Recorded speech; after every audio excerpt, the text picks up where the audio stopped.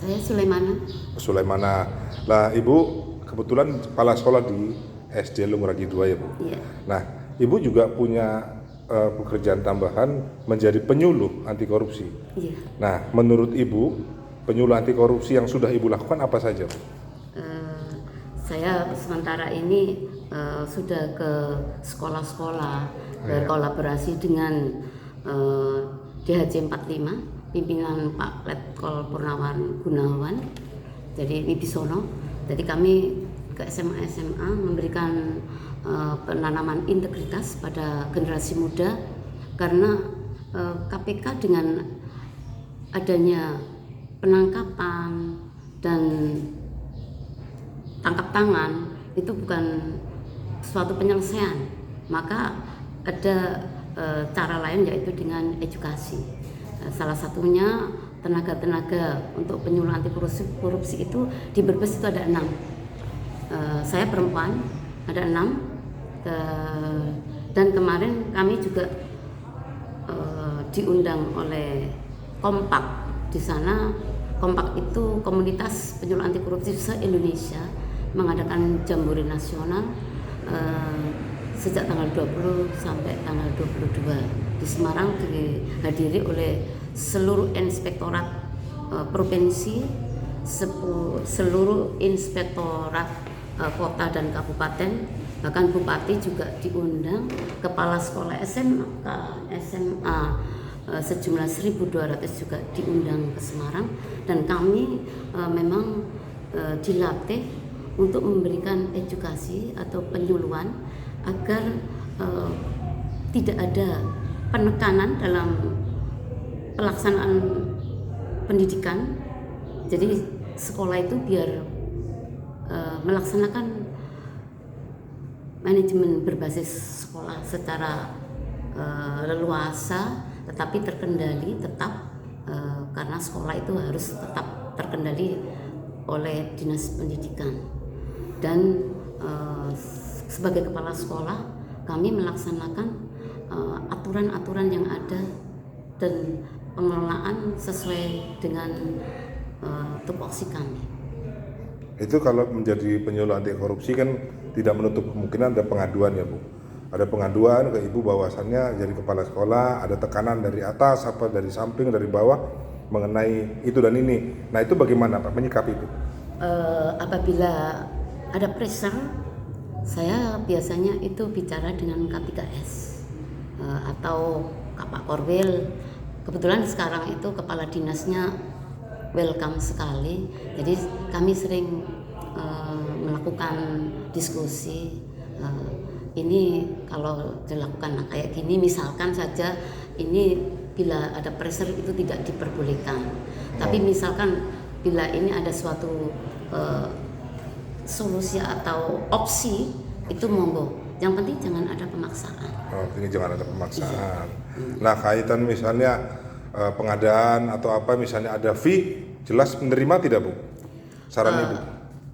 Bagi saya, iya. Saya sebagai pengguna anggaran ya, memang kepala sekolah, memang mungkin dilema. Iya. Tetapi kalau biasanya fee itu kalau misalkan beli kayu misalkan ya itu ya, saya tidak ikut belanja. Ikut belanja? Iya, yang belanja itu tim. Dan misalkan dapat 100-200 itu monggo, yang capek dan dibagi monggo. Saya alhamdulillah selama jadi kepala sekolah belum mau menerima itu. Oh begitu ya Bu? Iya. Melalui komunikasi. Laporan komunikasi. Pelaporan komunikasi tentang yang kemarin itu. Dugaan korupsi. Jadi gini, kalau itu masuk ke ranah pidana, misalkan ya, kan perlu adanya suatu bukti-bukti dan jelas nanti ada saksi-saksi. Bila ada bukti yang kuat atau saksi lah, ini nanti tugasnya di pengadilan. Ada acara pidana di sana. Ibu mendukung tidak dengan laporan tersebut? Masalah mendukung dan tidak mendukung itu, kalau masalah misalkan itu masuk ranahnya sudah Kejaksaan, laporan kejaksaan. Kejaksaan itu kan pasti harus direspon. Kalau sudah masuk kejaksaan itu biasanya kan harus direspon. Masalahnya harus diproses. Masalah prematur atau tidak itu tergantung nanti persidangan. Penyidik ya Bu? Gimana? Tergantung penyidik. Iya, nanti penyidik. Ini kan masih Maksudnya begini Bu, Gimana? ini kan terkait lembaga pendidikan lagi terpa isu dan permasalahan dan memang sudah dilaporkan di kejaksaan. Ini kan sosok Ibu Murni kan sosok kepala sekolah guru, berani melaporkan mantan kepala dinasnya dengan dugaan-dugaan korupsi yang dia pahami. Nah maksudnya ini pertanyaan itu, menurut Ibu terkait laporan Ibu Munas, Ibu mendukung tidak terkait hal tersebut, dugaan korupsi dilaporkan? Kalau saya sebagai penyuluh anti korupsi itu harus melihat jalannya dulu. Saya harus mengamati dulu dan melihat bagaimana itu ada bukti-buktinya atau tidak atau gimana.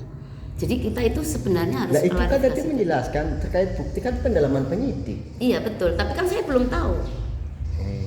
Kalau saya tahu baru Berarti tahu ya. pada intinya Ibu kurang mendukung ya laporan Murniasi. Ya bukan masalah tidak mendukung, saya itu akan mendukung kebenaran.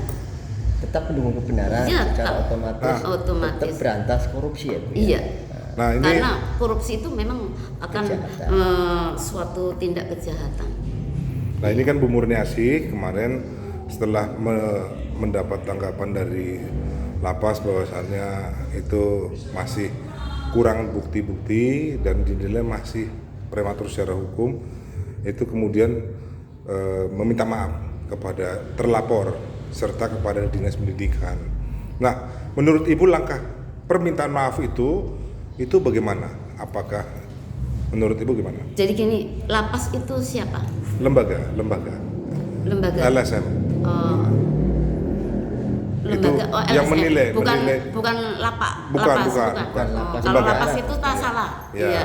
Tapi kalau lembaga Beda. LSM. Lembaga kompak itu mencari apa? Kami itu suatu pengabdian sebagai ASN yang direkrut oleh KPK. Jadi untuk lapas tadi mengatakan Bu menilai ya laporan Ibu Murniasi Itu itu prematur. masih prematur, masih kurang kuat. terus Bu Murniasi disuruh minta maaf. Bu Murniasi kalau itu masih prematur. Ibu masih prematur, Ibu Bisa. Nanti bagaimana minta apa tidak maaf. sebaiknya Iya. minta maaf Pak Apakah Ibu? lapas itu termasuk penyidik? Bukan, dia hanya menilai Iya. saja, Tetapi menilai. kan nggak boleh begitu. Kemudian Bu Murniasi ya dari memberikan pernyataan sendiri, Oke. kesadaran sendiri. Oh gitu. Ya, Oh iya. itu dah. Karena dia merasa dia dipindahkan, itu bagian daripada karena setelah dia melapor itu, akhirnya dia merasa tertekan, kemudian minta maaf. Sebenarnya begini, masalah mutasi ya. Masalah mutasi itu adalah untuk penyegaran. Kebetulan SMP itu kan lingkupnya itu tidak seperti di SD, di lintas kecamatan. Seperti kami saja anggota PAK Kabupaten Brebes, seperti teman saya yang kemarin itu rumahnya Losari tapi ditempatkan di Salem. 120 kilo. Berangkatnya dari rumah pukul 5 pagi. Ya, Tapi cuman ini karena nanti dulu karena SMP itu wilayahnya tidak bisa seperti di SD, ya mereka mau tidak mau harus menerima dengan itu. Tapi kan masalah usia ya, seperti saya sendiri 56 tahun usia saya. Ya, tapi dinas itu pasti memberikan menempatkan itu juga sesuai dengan usia kayak gitu. Saran ya ini karena apalagi dengan adanya fingerprint ya. Tapi kalau SMP ya harus kos itu tidak ada masalah sebenarnya sih ya. Saya tuh ngajarnya jauh. Nah, ini Saya ngajarnya di Boga karena ya saya harus ngajar di sana. Saya ngajarnya di SMK ya karena tugas ya harus saya lakoni. itu terjadi pasca pelaporan, jadi ada indikasi intervensi ataupun intimidasi. Pendapat Ibu bagaimana?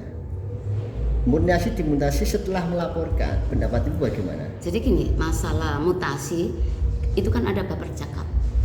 Baper zakat itulah yang menentukan. Berarti bukan satu single orang, bukan kepala dinas atau siapa tidak. Tapi pasti di situ ada dilibatkan pengawas, korwas itu pasti dilibatkan. Terus pasti ada ya, pasti pejabat-pejabat itu ada, pasti ada. Pejabat itu kan ada. Baper zakat itu kan berarti ada inspektorat, ada Pak Sekda, ada kepala dinas, korwas tadi. Terus ada mungkin MKKS mungkin ya. Nah ini mungkin karena SMP itu jumlahnya sedikit dan kepala sekolahnya yang menunggu itu daftar banyak, mungkin untuk rotasi. Apalagi Bu Murniasi itu kan sebagai guru inovatif, kepala sekolah inovatif, bagus dan bisa mengembangkan di sana. Kemungkinan di Welahar. Ya, saya juga mahasiswa, saya banyak di sana sih. Ya. Untuk mengembangkan di sana sekolah. Iya, jadi di sana itu, tapi sekarang saya lihat kayaknya sudah ada jalan yang halus. Ya, dulu mahasiswa saya itu kuliahnya di Tegal, rumahnya Welahar, naiknya gedek, naiknya perahu katanya. Kalau terlambat pun saya akan memaklumi, Bu, saya itu naik itu. Ya, jadi bila Bu Murni itu di Welahar, di SMP Larangan itu bagus, bisa mengembangkan inovatif di situ, berarti hebat. Berarti memang betul teruji. Nah, ya. Ibu, kalau kaitannya seorang pendidik ya, kepala sekolah, apakah etis melaporkan kepala dinasnya sendiri kemudian statement di media? Menurut Ibu harusnya bagaimana? Harusnya apa melaporkan dengan cara diam-diam atau statement di media itu loh? Bagaimana? Jadi gini, kalau bisa jangan terlalu banyak di statement di media. Jadi kalau bisa sih, Bu Murni kan umpamanya melaporkan pasti ada punya pengacara. Iya. Ya sudah, silakan aja pengacara. Oh gitu. Iya. Karena bagaimanapun kita crop kita crop. Ya. Bagaimanapun bagaimana seorang pimpinan yang mungkin pernah melakukan suatu kebijakan yang kurang pas ya, tapi apakah itu tugas saya barangkali bisa berubah, tugas saya loh itu pribadi saya ya. Masalah Bu Murni itu kan pribadi beliau, saya tidak ikut campur. Beliau misalkan melaporkan APJD itu sebenarnya apa sudah klarifikasi belum? Oh, itu harusnya ditempuh dulu klarifikasi dulu. Kemana? Klarifikasi kemana? Ke yang terlapor? Oh ya tidak. Oh tidak, harus misalkan kan beliau punya bukti dan MKKS. Iya, harusnya klarifikasi kemana? Ya monggo laporan dengan pengacaranya atau apa itu. Begitu. Satu jawaban saja. Iya. Mendukung tidak laporan Murniasi? Kalau ya atau tidak? Ya, kalau misalkan hal yang ya atau tidak gitu aja. Ya jangan begitu. Ya, kalau saya kan tidak bisa begitu. Lihat komposisinya dulu. Orang itu tidak bisa begitu. Iya, monggo. Karena saya juga orang hukum loh.